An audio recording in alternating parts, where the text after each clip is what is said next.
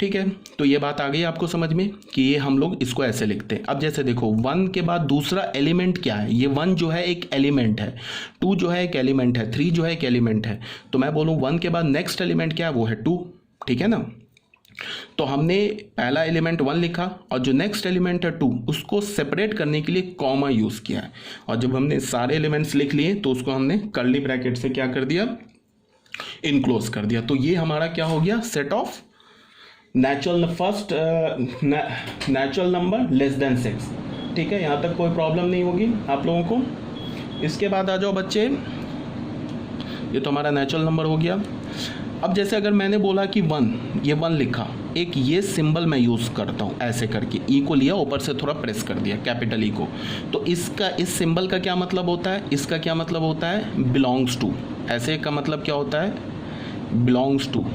अगर मैंने ऐसे ई लिख के ऐसे कट कर दिया, इसका मतलब होता है डज नॉट बिलोंग्स टू। ठीक है ना बच्चे, डज नॉट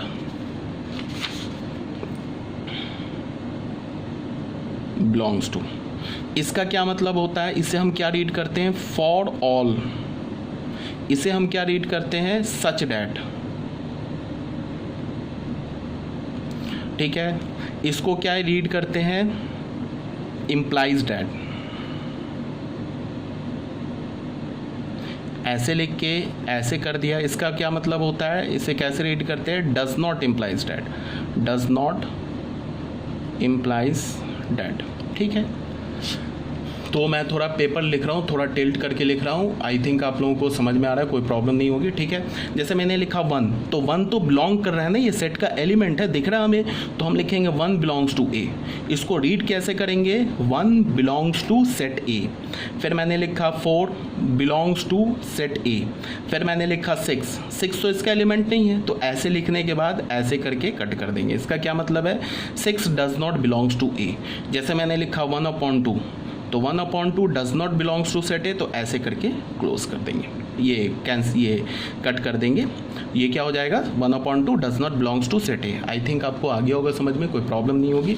तो ये था हमारा रोस्टर फॉर्म। जैसे मैंने क्या लिखा, अब यहाँ देखो, in this form a set is described by listing elements separated by commas written with braces. ये जो कर्ली ब्रैकेट है ना, इसको ब्रैकेट का जो प्लूरल फॉर्म होता है इस ब्रेसेस। तो ऐसे करके हम लोग लिखते हैं। पहला में देख लो, capital A, E, I, O, U। ठीक है, ये क्या है, set of vowels in English alphabet. ये क्या हमारा एक फाइनाइट सेट है। फाइनाइट क्यों बोला, क्योंकि हमने इसमें कितने एलिमेंट है, 1 2 3 4 5, हमने इसके एलिमेंट्स को काउंट कर लिए, काउंट किया ना, तो ये एक फाइनाइट सेट है। ठीक है, फिर स्मॉल ए तो दिख रहा है कि कैपिटल ए का एलिमेंट है, तो हमने क्या बोला, small A belongs to set A. B तो नहीं है, तो इसमें हमने क्या बोला, B does not belongs to set A. I भी नहीं है, तो हमने क्या बोला, सॉरी आई तो है, तो आई बिलोंग्स टू सेट ए। इसका मतलब अभी मैंने समझा दिया, बिलोंग्स टू, इसका मतलब डज नॉट बिलोंग्स टू, इसको हम क्या बोलते हैं, फॉर ऑल।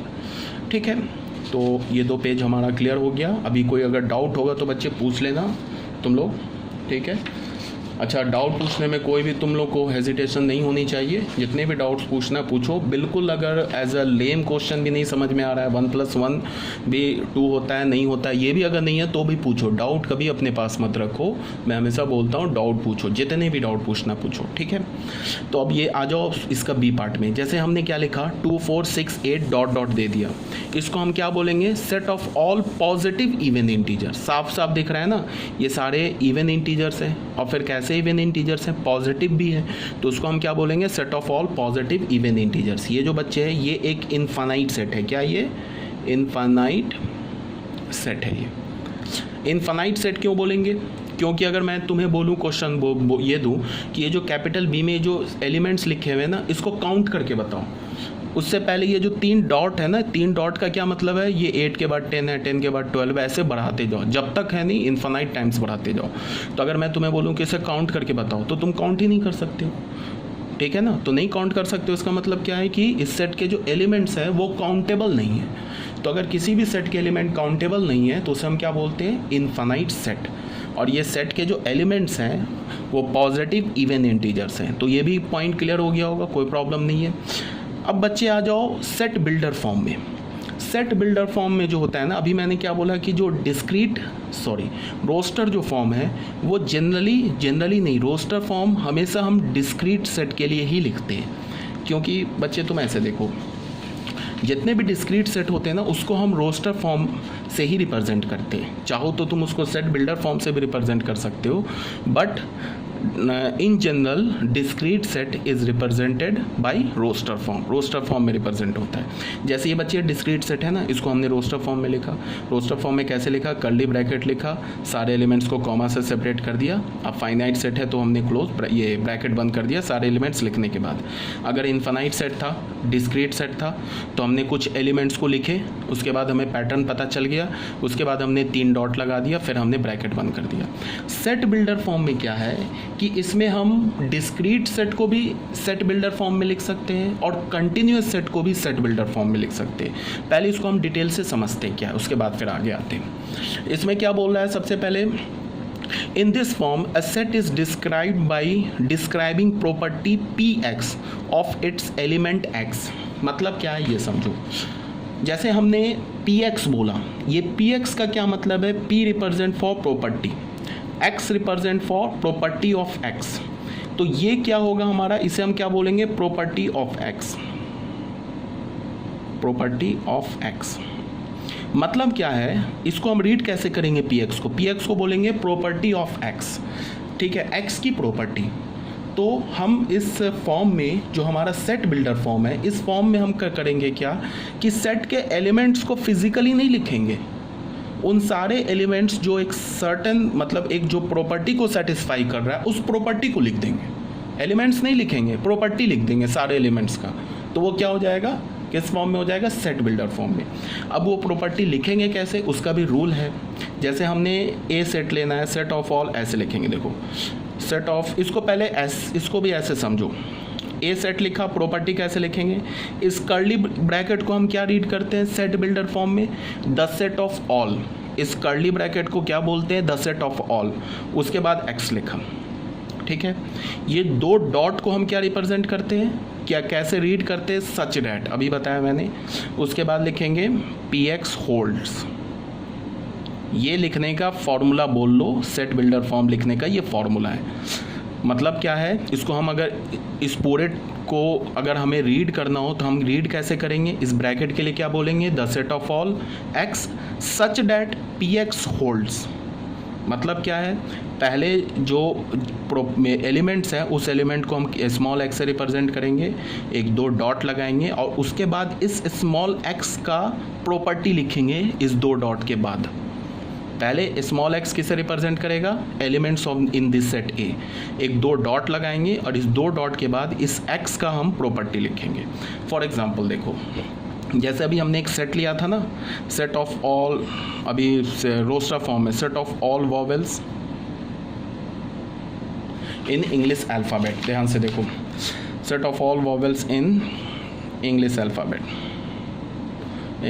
अल्फ़ाबेट्स। तो ये हमारा कैसा है, अल्फ़ाबेट्स, ये हमारा कैसा सेट है, ये एक हमारा डिस्क्रीट सेट है, पता है हमें। इसको अभी हमने रोस्टर फॉर्म में कैसे लिखा था, रोस्टर फॉर्म में ऐसे लिखा था, AEIOU ऐसे लिख लिया था रोस्टर फॉर्म में। ठीक है बच्चे, तो ये तो हो गया रोस्टर फॉर्म में। अब अगर मुझे इसे सेट बिल्डर फॉर्म में लिखना हो तो इसी को मैं सेट बिल्डर फॉर्म में कैसे लिखूंगा, देखो एक मैंने ब्रैकेट लगाया, एक x लगाया, तो अभी तक क्या हो गया, the set of all x such that. अब मैं इस x का प्रॉपर्टी लिखूंगा, Px लिखूंगा। Px क्या लिखूंगा, x is vowels, sorry, this is VOWEL, vowels in English alphabet। आ रही बात समझ में। तो ये जो सेट का रिप्रेजेंटेशन है और ये जो सेट का रिप्रेजेंटेशन है देखने में अलग अलग लग रहा है, बट ये दोनों एक ही सेट है। हमने लिखा कैसे, the set of all x। अब ये बोल दिया कि उन सारे x का सेट बनाओ सच डैट। अब इस x में क्या खूबी है, ये x में ये खूबी है कि ये जो x है ये इंग्लिश अल्फ़ाबेट्स के वॉवेल्स हैं, तो ये भी सेट हो गया हमारा। जैसे अभी हमने एक सेट लिखा था, यहाँ पे लिखा B सेट लिखा, B हमने क्या लिखा, रोस्टर फॉर्म में लिखा था 2 4 6 8 एंड डॉट डॉट। ये क्या था हमारा, ये हमने रोस्टर फॉर्म में लिखा है इसको। ये क्या है, कैसा है, कैसे एलिमेंट्स लिखे हुए हैं, ये इवन नेचुरल नंबर्स लिखे हुए हैं, इवन पॉजिटिव नेचुरल नंबर्स। तो अगर मुझे इसे सेट बिल्डर फॉर्म में लिखना हो तो मैं कैसे लिखूंगा, the set of all x such that. अब इस x का प्रॉपर्टी लिखूंगा तो क्या है, x even natural number, even positive natural number, such that x is an even positive natural numbers. आगे बात समझ में बच्चे। तो ये सेट हमारा भी, ये किस फॉर्म में हो गया, ये सेट बिल्डर फॉर्म में हो गया। ये किस फॉर्म में हो गया, ये रोस्टर फॉर्म में हो गया। बट ये दोनों सेट तो एक ही है, बस इसका रिप्रेजेंटेशन अलग अलग है। जैसे फॉर एग्जांपल एक तुम सी देख लो, जैसे हमने लिखा एक सेट ले लिया 1/2, फिर हमने लिखा 2/3, फिर हमने लिखा 3/4, फिर हमने लिखा 4/5 एंड सो ऑन, ऐसे कर दिया। ठीक है, तो ये हमारा जो सी सेट लिखा हुआ है ये किस फॉर्म में लिखा हुआ है,